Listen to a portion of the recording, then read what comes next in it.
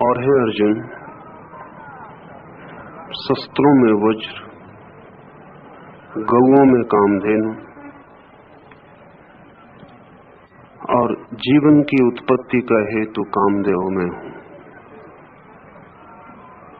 परसों रात्रि शिव पर बोलते हुए मैंने आपसे कहा था कि मृत्यु के वे प्रतीक,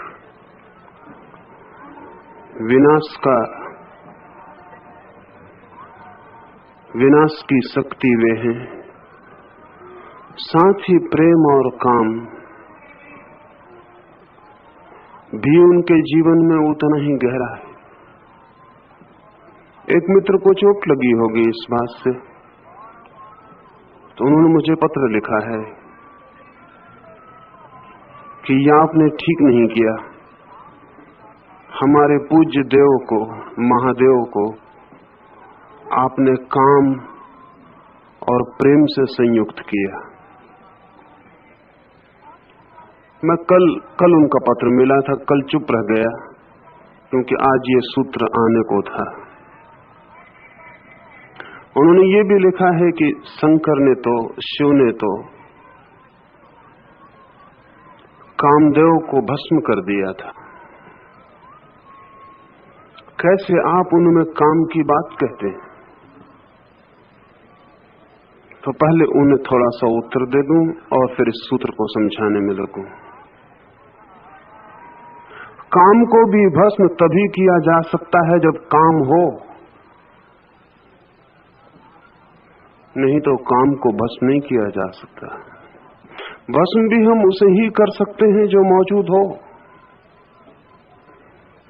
और मजे की तो बात यह है कि काम को केवल वही भस्म कर सकता है जिसमें काम इतना प्रगाढ़ हो कि अग्नि बन जाए। छोटे मोटे काम की वासना वाला आदमी काम को भस्म नहीं कर पाता। काम की भी लपट चाहिए। और ये दृष्टि कि काम के होने से कोई देवता अपमानित हो जाता है, अपने ही नासमझी पर निर्भर है। क्योंकि कृष्ण इस सूत्र में कहते हैं कि जीवन की उत्पत्ति का कारण कामदेव मैं हूं। उन मित्र को बड़ी तकलीफ होगी, तब तो शिव ने जिसको भस्म किया होगा वो कृष्ण है, और उनको तो भारी पीड़ा होगी कि कृष्ण अपने ही मुंह से कहते हैं कि मैं कामदेव हूं। लेकिन सत्यों को समझना हो तो पीड़ाओं की तैयारी चाहिए, और जो सत्य को समझने की हिम्मत न रखते हो उन्हें उस तरफ आंख ही बंद कर लेनी चाहिए, उस तरफ प्रयास ही नहीं करना चाहिए। तो कुछ मौलिक बातें आपसे कहूं तब ये सूत्र आपके समझ में आ सके। ये सूत्र कठिन मालूम पड़ेगा, इसलिए नहीं कि कठिन है, इसलिए कि हमारी बुद्धि न मालूम कितनी व्यर्थ की धारणाओं से भरी है, और न मालूम कितनी निंदाएं और न मालूम कितने विक्षिप्त ख्याल हमारे मन को घेरे हुए। जीवन की समस्त उत्पत्ति काम से ही है, जगत की सृष्टि भी काम से ही है, सृजन का सूत्र ही काम है। अगर ब्रह्मा ने भी जगत को उत्पन्न किया तो शास्त्र कहते हैं कामना पैदा हुई, काम का जन्म हुआ ब्रह्मा में, तो ही उत्पन्न होगा कुछ। इस जगत में जब भी कुछ पैदा होता है तो पैदा होने का सूत्र ही काम है। और ऐसा नहीं कि बच्चे ही जब पैदा होते हैं तभी काम की शक्ति काम आती है, नहीं, कुछ और भी पैदा होता है। एक कविता पैदा होती है, एक चित्र पैदा होता है, एक मूर्ति निर्मित होती है। जहां भी कोई व्यक्ति कुछ सृजन करता है तो उसके भीतर जो ऊर्जा, जो शक्ति काम में आती है वो काम ही है। उत्पत्ति मात्र काम है, सृजन मात्र काम है। इसलिए जो लोग इस सत्य को बिना समझे काम से शत्रुता में लग जाएंगे, उनका जीवन निष्क्रिय और उनका जीवन सृजनहीन और उनका जीवन एक लंबी मृत्यु हो जाएगी। काम से ही सब उत्पन्न होता है, लेकिन इसका ये अर्थ नहीं कि काम में ही सब समाप्त हो जाता है। काम के पार जाया जा सकता है, लेकिन वो पार जाना भी काम के ही मार्ग से होता है। वो सृजन भी काम वासना के ही मार्ग से होता है। काम वासना क्या है और ये कामदेव की धारणा क्या है? शायद पूरी पृथ्वी पर हिंदू धर्म अकेला धर्म है जिसने काम को भी अपनी जीवन दृष्टि में समाहित किया है। ये बड़े साहस की बात है, क्योंकि सामान्यतया धर्म काम के विरोधी है और हम सोच भी नहीं सकते कि कोई ईसाई परम पुरुष कह सके कि मैं कामदेव हूं। हम सोच भी नहीं सकते कि कोई जैन धारणा इस बात की स्वीकृति दे सके ईश्वर को कहने की कि मैं कामदेव हूं। ये असंभव है, सोचना भी असंभव है। लेकिन कृष्ण इससे सहजता से कह रहे हैं और बड़े साहस की बात है। साहस की इसलिए है कि हम केवल काम वासना के एक ही रूप से परिचित हैं, और इसलिए जब भी काम वासना का ख्याल भी हमारे मन में आता है तो जो चित्र हमारे सामने मौजूद होता है वो हमारे ही काम वासना के अनुभव का है। हमें काम वासना के दूसरे रूप का कोई पता ही नहीं।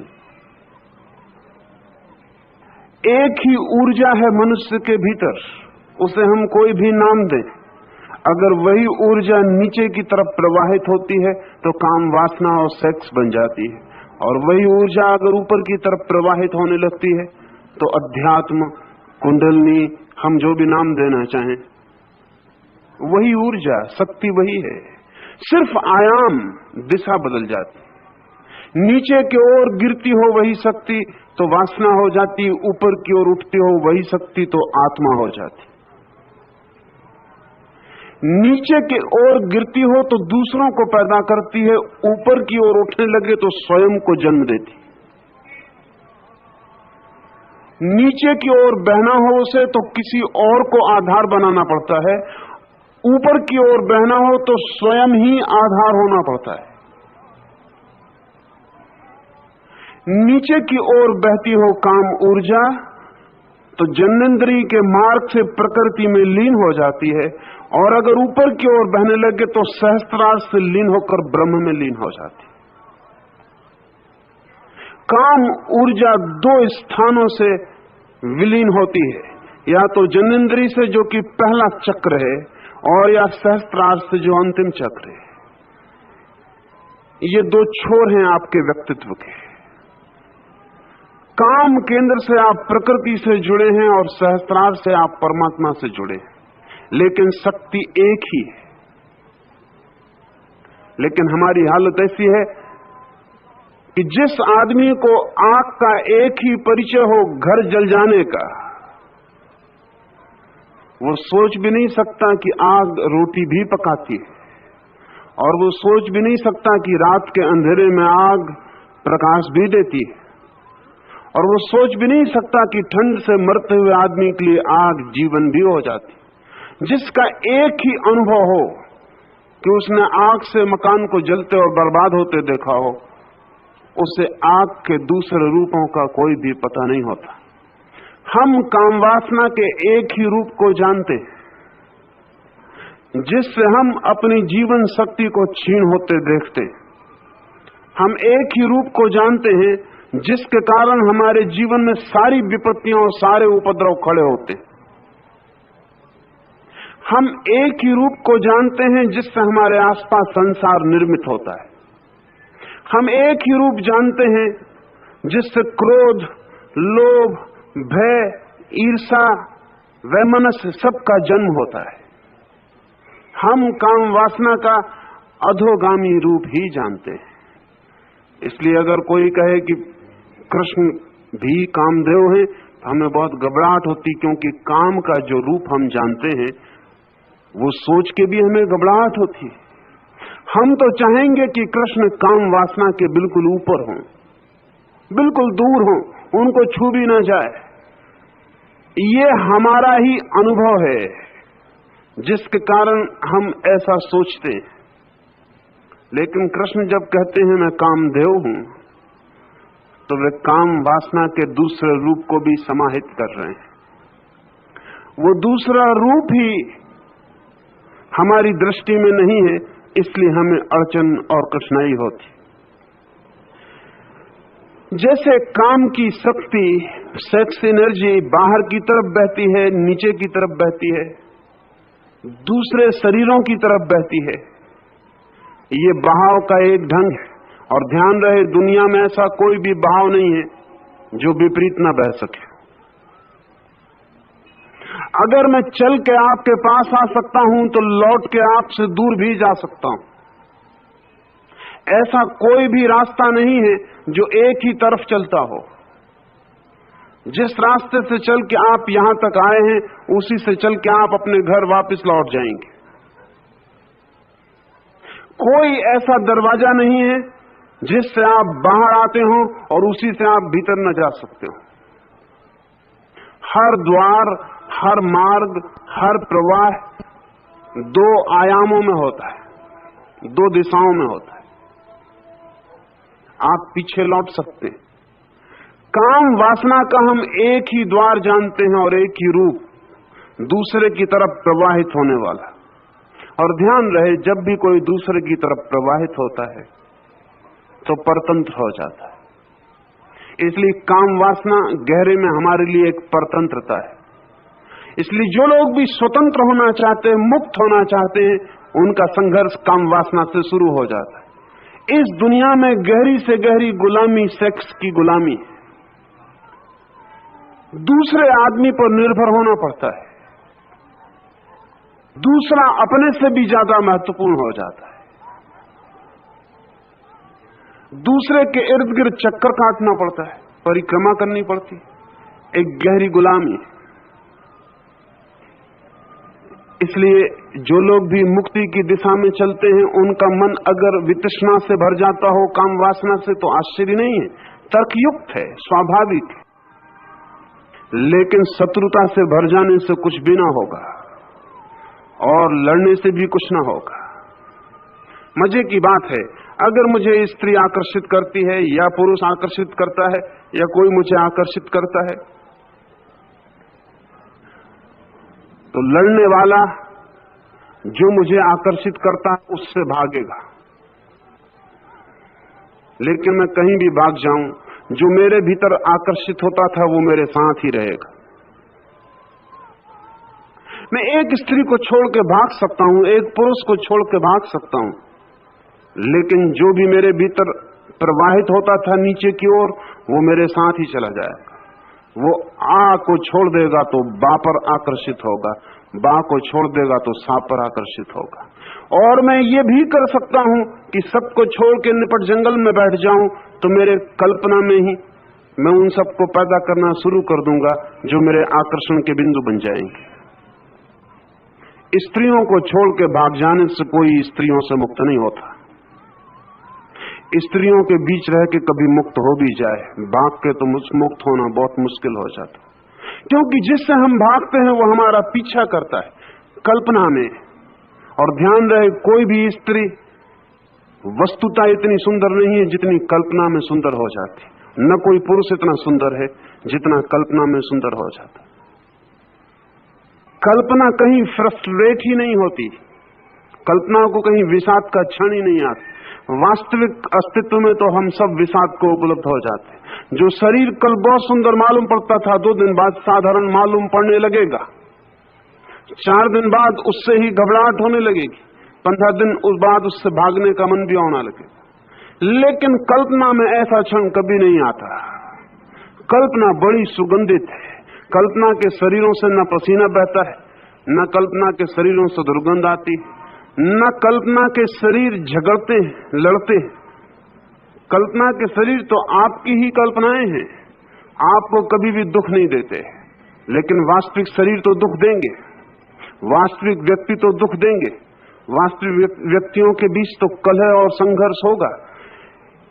इसलिए जो लड़ने में लग जाएगा वो भागेगा, लेकिन जो समझने में लगेगा वो अपनी धारा को बदलेगा, भागेगा नहीं। दूसरे से भागने का कोई प्रयोजन नहीं है। मेरी ही शक्ति जो दूसरे की तरफ प्रवाहित होती है वो मेरी तरफ प्रवाहित होने लगे, यह है सवाल। और जब काम की ऊर्जा अपनी तरफ बहनी शुरू होती है, स्व की तरफ बहनी शुरू होती है, पर की तरफ नहीं,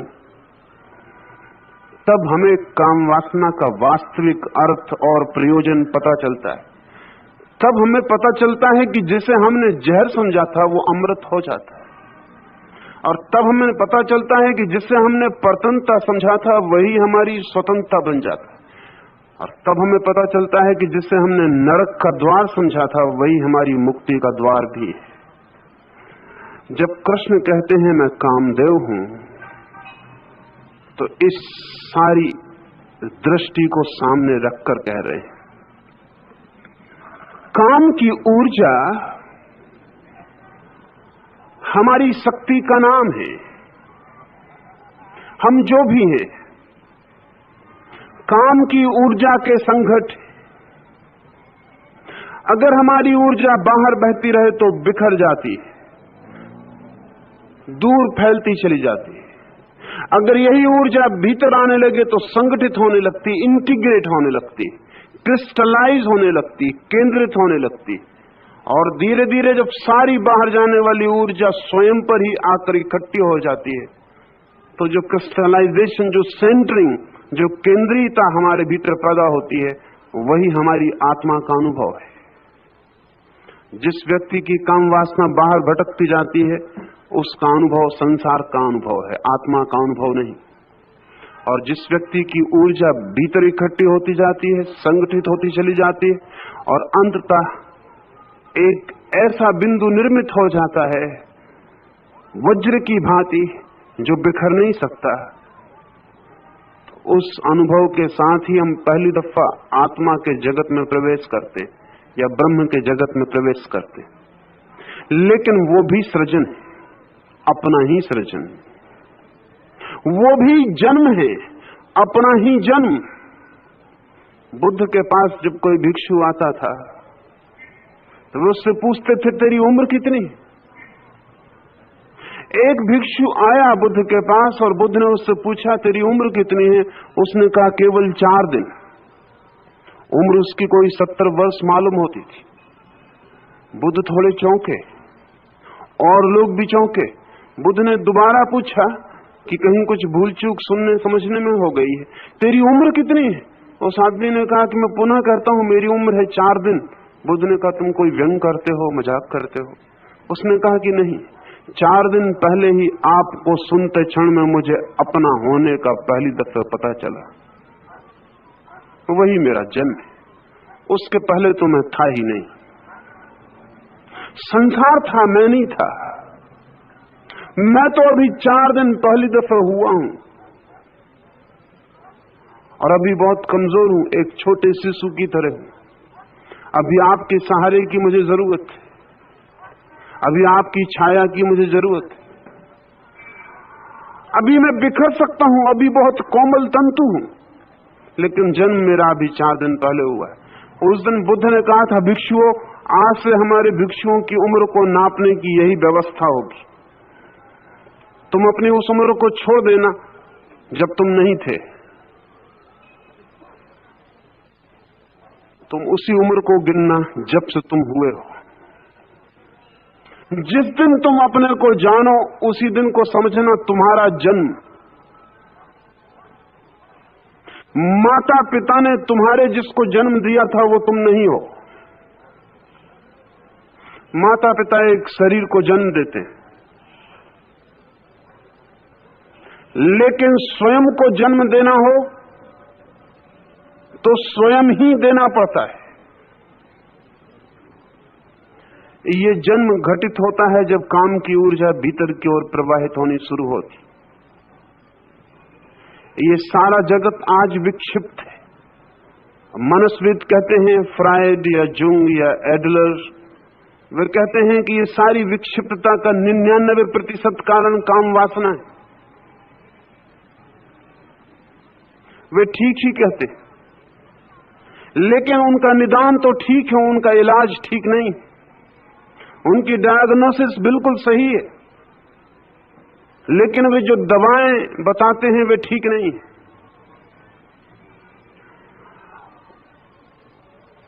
उनका ख्याल है कि सारा मनुष्य इतना पीड़ित है ये अतिशय कामुकता के कारण।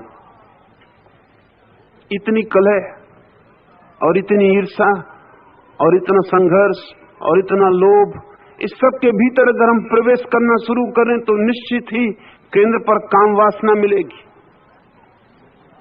तो फ्रायड कहता है कि ये काम वासना को ठीक से तृप्त करने का उपाय ना हो तो आदमी विक्षिप्त होता चला जाए।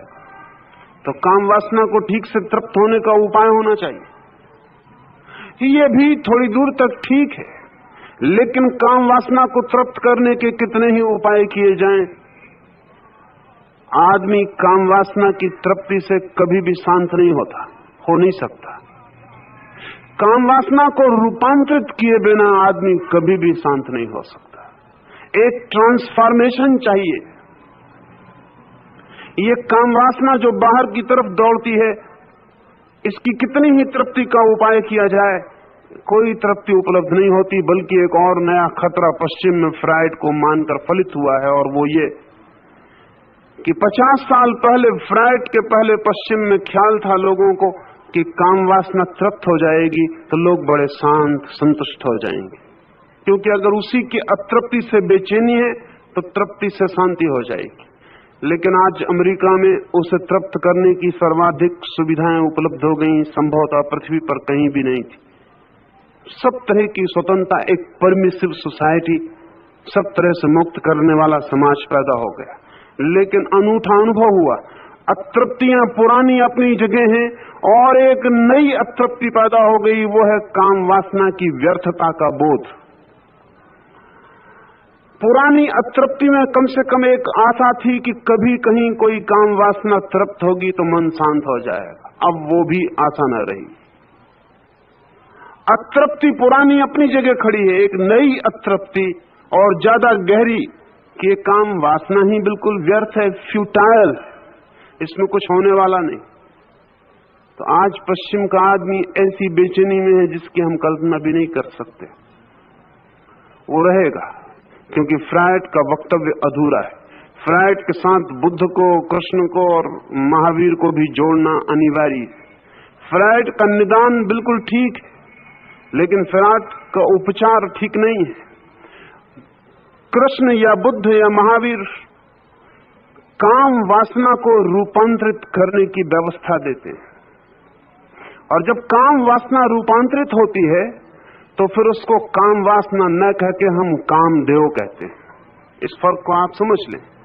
जब तक काम वासना नीचे की तरफ बहती है तब तक काम वासना एक राक्षस की तरह होती, एक दानव की तरह चूसे चली जाती है, आदमी को पिए चली जाती है, उसकी सारी शक्तियों को खींचे चली जाती है, उसे रुग्ण और दीन और दरिद्र किए चली जाती है, खोखला कर देती भीतर से, सब सत्व खिंच जाता, फिक जाता, और आदमी धीरे धीरे एक चली हुई कारतूस की तरह हो जाता। मरने के पहले ही आदमी मर जाता है।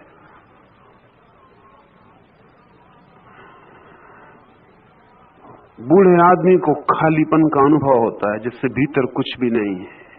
वो खालीपन कुछ और नहीं है, काम वासना ने सारी शक्तियों को अपशोषित कर लिया है।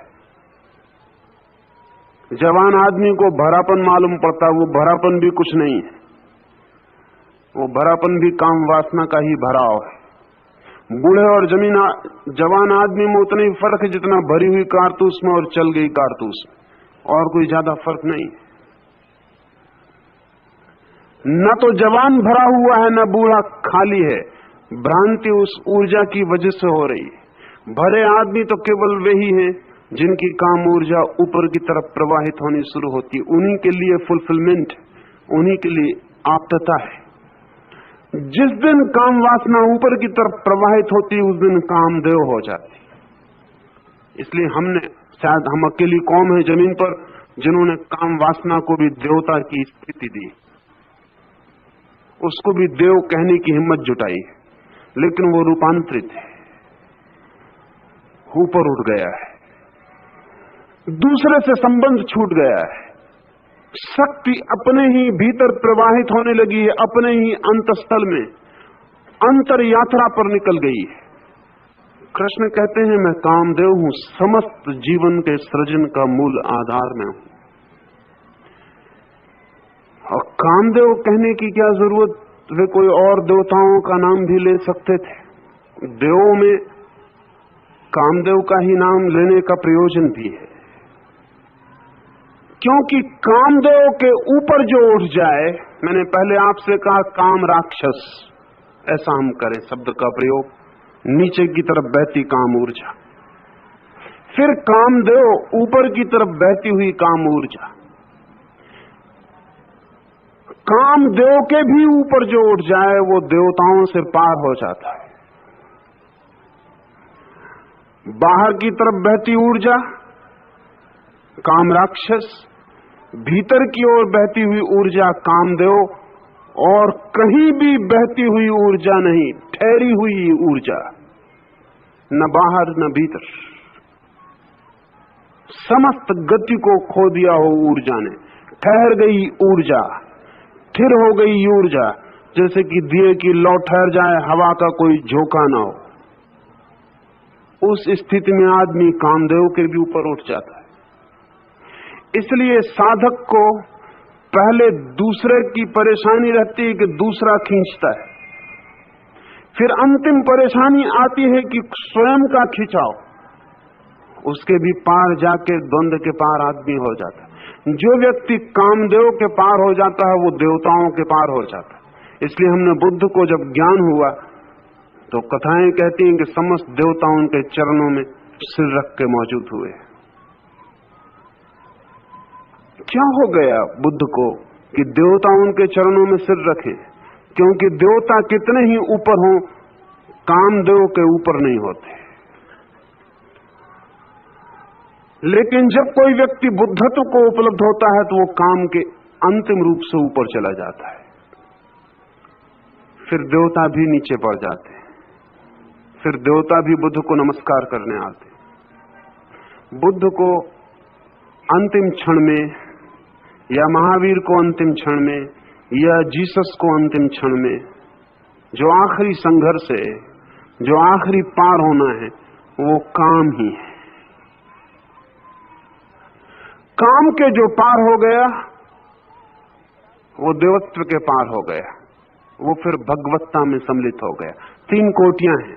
मनुष्य हम उसे कहें जिसकी काम वासना नीचे की ओर बहती, देव हम उसे कहें जिसकी काम वासना ऊपर की ओर बहती या भीतर की ओर बहती, भगवान हम उसे कहें जिसकी काम वासना बहती नहीं, न बाहर न भीतर न नीचे न ऊपर। ये 3 कोठियां हैं, इसलिए बुद्ध को हम भगवान कहते हैं।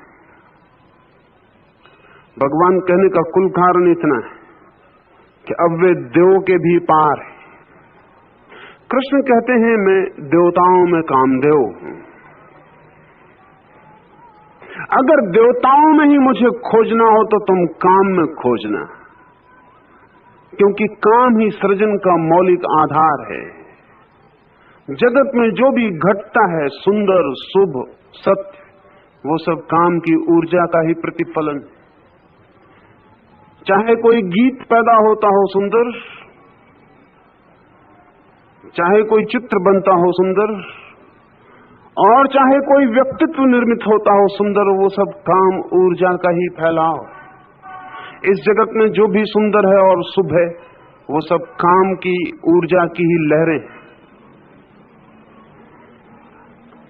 हमने ही अकेले पृथ्वी पर ऐसे मंदिर बनाए, खजुराहो, कोणार्क, जहां हमने भीतर परमात्मा को स्थापित किया और भित्ति चित्रों पर काम के अनूठे अनूठे चित्र खोदे। असंगत मालूम पड़ता है। खजुराहो के मंदिर में प्रवेश करें, घबराहट मालूम होती है। मंदिर जहां प्रभु को स्थापित किया है भीतर, उसकी भित्ति, उसकी दीवारों पर संभोग के, मैथुन के, काम के चित्र खुदे हैं, मूर्तियां निर्मित हैं, और ऐसी मूर्तियां पृथ्वी पर किसी ने कभी नहीं बनाई। बाप बेटी के साथ मंदिर में प्रवेश करने में घबराता है, भाई भाई के साथ जाने में डरेगा, बेटा मां के साथ मंदिर में जाने में भयभीत होगा। इस भय और डर के कारण शायद हम कहेंगे कि मंदिर ठीक नहीं बने, गलत बने। गांधी जी के एक भक्त थे पुरुषोत्तम दास टंडन, उनका सुझाव था गांधी जी को कि इन मंदिरों पर मिट्टी ढांक के इनको दाब देना चाहिए। गांधी जी को भी बात तो जचती थी कि ढांक दिए जाएं। ये मंदिर, ये भारतीय संस्कृति को विकृत करते हुए मालूम पड़ते हैं। जिनको भारतीय संस्कृति का कोई पता नहीं है उन्हीं को ऐसा लगेगा, लेकिन नहीं हो सका वो, क्योंकि खजुराहो जगत ख्याति का मंदिर है और भारत का टूरिज्म का बड़ा धंधा खजुराहो और कोणार्क जैसे मंदिरों पर निर्भर है। अगर बाहर से पर्यटक देखने ना आते हो इन मंदिरों को और इन मंदिरों की जगत ख्याति ना हो, तो हमने जरूर इन पर मट्टी ढांक दी होती, इनको पूर दिया होता, इनको मिटा दिया होता। इतना हमें क्यों डर लगता है? मां अपने बेटे के साथ इस मंदिर में जाने में भयभीत क्यों होती? क्योंकि हम जीवन के तथ्यों को स्वीकार नहीं करते, हम जीवन के तथ्यों को झुठलाते हैं, हम बेईमान हैं। जीवन के सीधी सच्चाइयों के प्रति हम बहुत बेईमान हैं। नहीं तो बात ही क्या है? जब कोई मां बनती है किसी बेटे की, तभी काम ऊर्जा के कारण बनती है। जब कोई बाप बनता है किसी बेटे का, तो काम ऊर्जा के कारण बनता है। लेकिन काम ऊर्जा के प्रति हमने इस तरह के छिपाव खड़े किए हैं कि हम दुनिया में बात ही नहीं होने देते। जो मौलिक है सत्य, उसको हम ऐसे छिपाते हैं जैसे वो घटता ही नहीं। उस घबराहट के कारण ये मंदिर हमें प्रवेश करने में डर पैदा करवाता। ये मंदिर बहुत सत्य है, सत्य, नग्न रूप से सत्य है, और विचार करके इसे निर्मित किया गया है।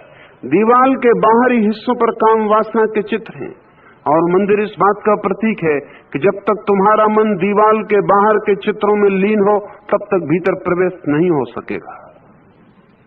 जिस दिन तुम्हें बाहर मंदिर की दीवार पर खुदे हुए मैथुन के गहन चित्र जरा भी आकर्षित ना करे, उसी दिन तुम भीतर आना, उसी दिन तुम परमात्मा के मंदिर में प्रवेश कर सकोगे। संसार इस मंदिर के बाहर खुदे हुए चित्रों की परिधि है, और जब तक किसी का मन काम वासना में डोल रहा है, तब तक वो मंदिर में प्रवेश नहीं हो सकता। और काम वासना में डोलने के दो ढंग हैं, या तो काम वासना के लिए डोल रहा हो, या काम वासना से भयभीत होकर डर के डोल रहा हो। जो आदमी इस मंदिर के पास जाता है और आंखें गड़ा के इन चित्रों को देखने लगता है, वो भी उनसे उलझा है। जो इन चित्रों को देख के आंखें नीची करके दुबक के अंदर घुस जाता है, वो भी इन्हीं चित्रों से उलझा हुआ है। जो आदमी इन चित्रों के पास से ऐसे गुजर जाता है जैसे चित्र हो ही ना, वही आदमी मंदिर में प्रवेश के योग्य है। काम वासना से जो पार नहीं जाता, वो मंदिर में प्रवेश नहीं पा सकता। लेकिन काम वासना का विरोध करके कोई कभी पार नहीं गया है। इस जगत में समझने के अतिरिक्त पार जाने का कोई भी उपाय नहीं। लड़ते हैं ना समझ, जानते हैं समझदार, और जानना ताकत है, ज्ञान शक्ति है। बेकन ने कहा नॉलेज इज पावर, सभी अर्थों में सही है। जहां भी ज्ञान है वहीं शक्ति है, और जिस चीज का हमें ज्ञान है हम उसके मालिक हो सकते हैं, और जिसका हमें ज्ञान नहीं है हम उससे चाहे भयभीत हों, चाहे पराजित हों, चाहे उसके गुलाम रहें, चाहे उससे डर के भागते रहें, हम उसके मालिक कभी भी ना हो सकेंगे। आकाश में बिजली कौन थी, आज हम उसके मालिक हो गए। वैसे ही ठीक काम वासना और भी बड़ी बिजली, जीवंत बिजली, उसके भी मालिक होने का उपाय है। लेकिन मालिक केवल वे ही हो सकते हैं जो उसके प्रति भी सद्भाव रख के चले। जब कृष्ण कहते हैं मैं कामदेव हूं, तो सद्भाव रखा जा सकता है, तब कोई विरोध, तब कोई निंदा का सवाल नहीं है।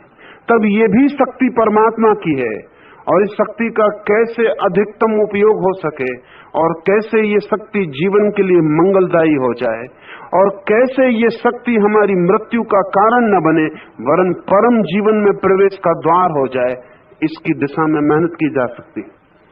सिर्फ अकेले हिंदुस्तान ने एक विज्ञान को जन्म दिया जिसका नाम तंत्र है, एक पूरे विज्ञान को जन्म दिया जिसके माध्यम से काम की ऊर्जा ऊर्ध्वगामी हो जाती, और जिसके अंतिम प्रयोगों से काम ऊर्जा स्थिर हो जाती, उसका प्रवाह समाप्त हो जाता। कृष्ण कहते हैं मैं कामदेव हूं, लेकिन इसका यह अर्थ नहीं है कि कोई काम वासना में पड़ा रहे। काम को भी दिव्य बनाना है, तभी ये कृष्ण के कामदेव की बात समझ में आएगी। उसे भी दिव्यता देनी है। हमारा तो काम पशुता से भी नीचे चला जाता है, दिव्यता तो बहुत दूर की बात। पशुओं की काम वासना में भी एक तरह की स्वच्छता है, और पशुओं की काम वासना में भी एक तरह की सरलता है, एक निर्दोष भाव है। आदमी की काम वासना में भी उतना निर्दोष भाव भी नहीं है। आदमी की काम वासना लगती है पशुओं से भी नीचे गिर जाती। क्या कारण होगा? क्योंकि पशुओं की काम वासना उनकी शुद्ध शारीरिक घटना है, और आदमी की काम वासना शारीरिक कम और मानसिक ज्यादा है। मानसिक होने से विकृत है, मानसिक होने से विकृत है, सेरिब्रल होने से विकृत है। एक आदमी संभोग में उतरे ये निर्दोष हो सकता है, लेकिन एक आदमी बैठ के और संभोग का चिंतन करे ये विकृत है, ये बीमार है। तीन संभावनाएं हैं, या तो कामना, काम की शक्ति प्रकृत हो, नेचुरल हो, अगर नीचे गिर जाए तो विकृत हो जाए, अननेचुरल हो जाए, अगर ऊपर बढ़ जाए तो संस्कृत हो जाए, सुपरनेचुरल हो जाए। प्रकृत काम वासना दिखाई पड़ती है पशुओं में, पक्षियों में, इसलिए नग्न पक्षी भी हमारे मन में कोई परेशानी पैदा नहीं करता। लेकिन कुछ लोग इतने रुग्ण हो सकते हैं कि नग्न पशु पक्षी भी परेशानी पैदा करें। अभी मैंने सुना कि लंदन में बूढ़ी औरतों के क्लब ने एक इश्तहार लगाया हुआ है, और उसमें कहा है कि सड़क पर कुत्तों को भी नग्न निकालने की मनाही होनी चाहिए। अब बूढ़ी स्त्रियों को सड़क पर नग्न कुत्तों को निकलने में क्या ऐतराज होगा? इस ऐतराज का संबंध कुत्तों से कम इन स्त्रियों से ज्यादा है। इनके मन में कहीं कोई गहरा विकार है, वही विकार प्रोजेक्ट होता है। हम बच्चे को देखते हैं नग्न तो तकलीफ नहीं होती, बड़े आदमी को नग्न, बड़ी स्त्री को नग्न देखते हैं तो पीड़ा क्या होती है? वो पीड़ा कोई विकार है, वो नग्न व्यक्ति में है ऐसा नहीं, वो हमारे भीतर है। आदिवासी हैं, उनकी स्त्रियां अर्धनग्न हैं, करीब करीब नग्न हैं, लेकिन किसी को कोई विकार पैदा होता मालूम नहीं होता।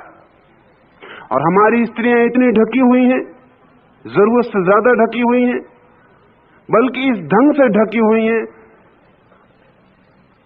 कि जहां जहां ढांकने की कोशिश की गई है वहीं वहीं उघाड़ने का इंतजाम भी किया गया है। हमारा ढांकना उघाड़ने की एक व्यवस्था है।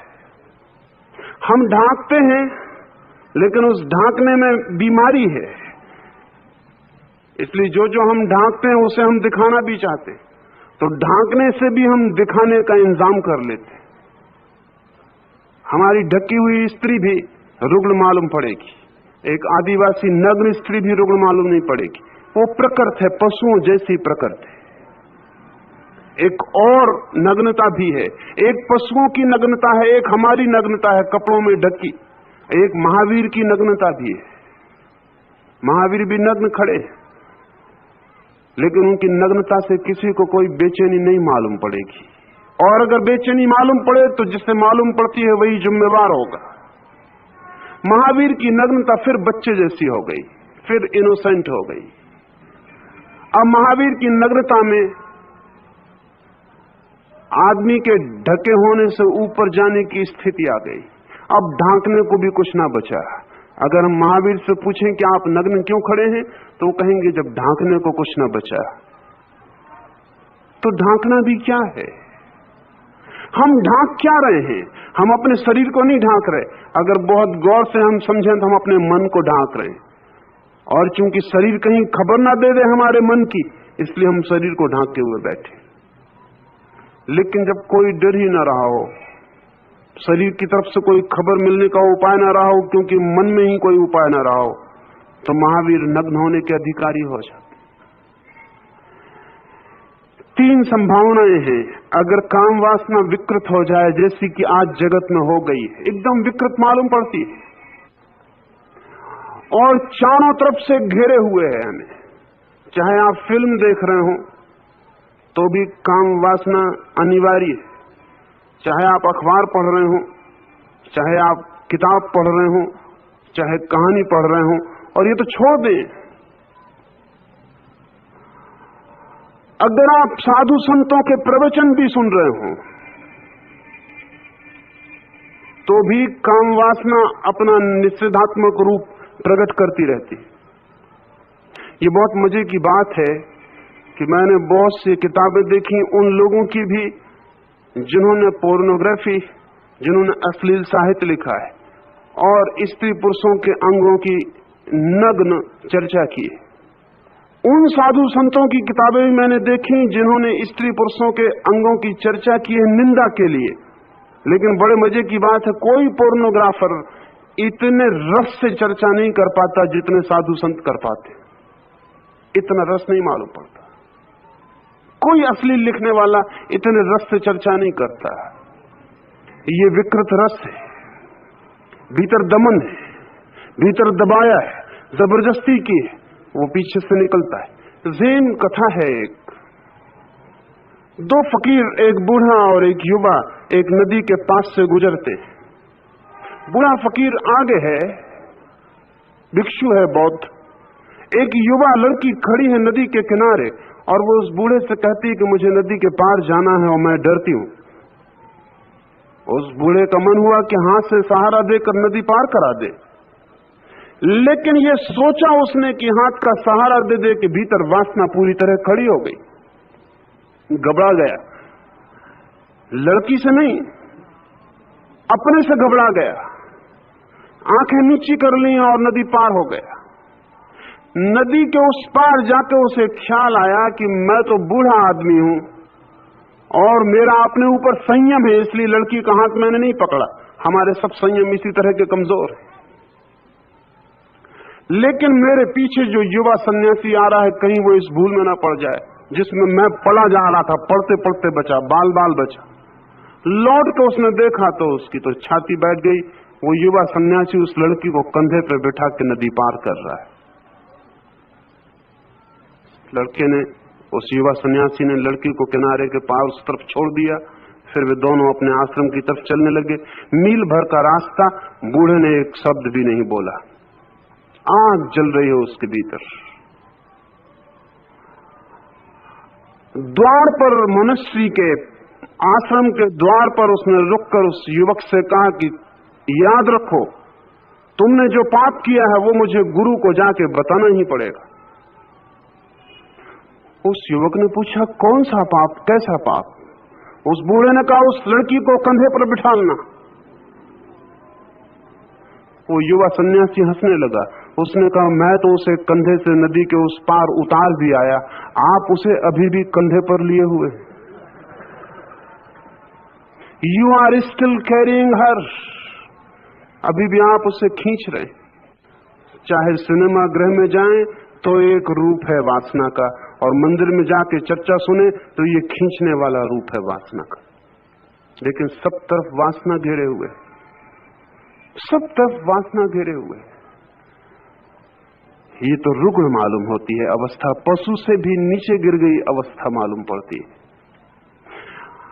इससे ऊपर उठा जा सकता है, लेकिन उठने के लिए पहली ध्यान रखने की बात जरूरी जो है वो ये है कि जो भी इससे लड़ने लगेगा वो ऊपर नहीं उठ पाएगा, क्योंकि जिससे हम लड़ते हैं उसमें हमारा रस निर्मित होता है।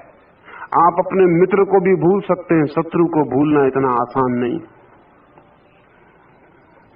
मित्र को भूल जाने में इतनी कठिनाई नहीं है, मित्र भूल ही जाते हैं, समय भुला देता है, लेकिन शत्रु को भुलाना बहुत मुश्किल है। जिससे आप लड़ते हैं उससे 24 घंटे लड़ना पड़ता है, और एक बड़ी कीमिया की बात है भीतरी कि जिससे आप बहुत दिन तक लड़ते हैं आप उसके जैसे ही हो जाते हैं।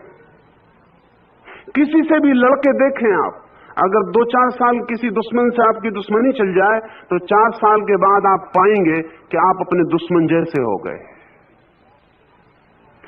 2 मित्र भी इतने एक से नहीं होते जितने 2 शत्रु अंत में एक से हो जाते, क्योंकि जिससे लड़ना पड़ता है उसकी ही तरकीबें काम में लानी पड़ती, और जिससे लड़ना पड़ता है उसी की भाषा काम में लानी पड़ती, और जिससे लड़ना पड़ता है उसका सत्संग भी करना पड़ता है, और जिससे लड़ना पड़ता है 24 घंटे चेतना में उसका भाव बना रहता है।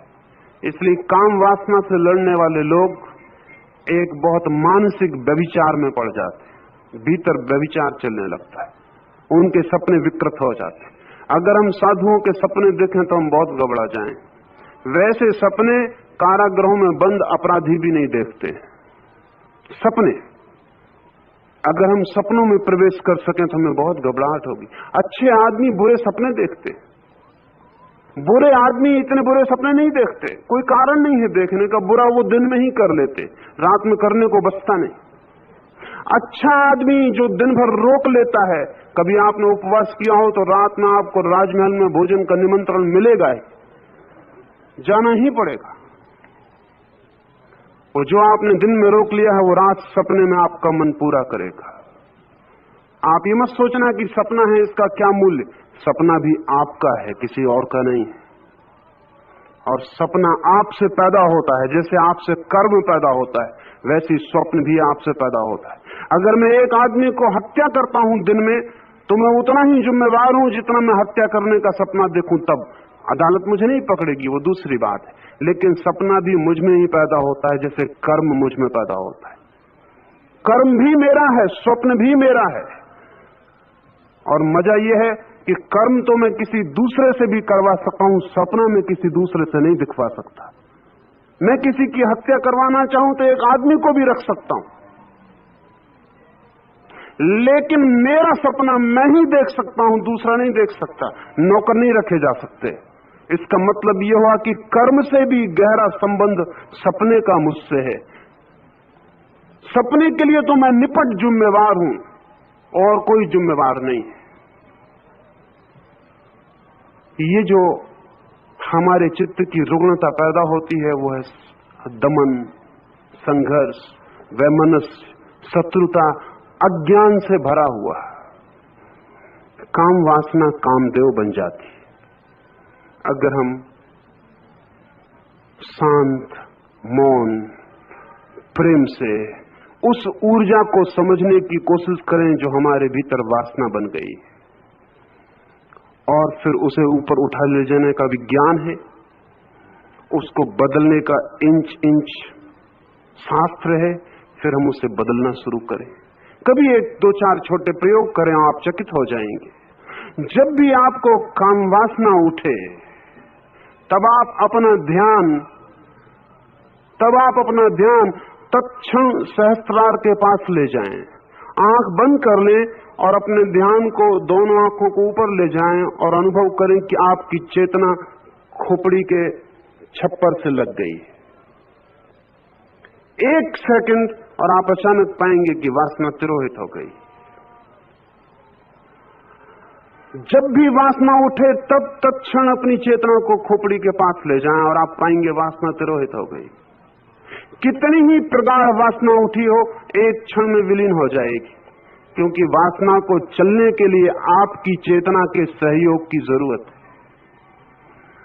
और जो लोग इस तरह जीना शुरू कर देते हैं कि उनकी चेतना धीरे धीरे धीरे सतत ऊपर की ओर प्रवाहित रहने लगती है, उनमें वासना पैदा होनी बंद हो जाती है और अंततः चेतना की डोर को पकड़कर वासना की ऊर्जा ऊपर चढ़ने लगती है।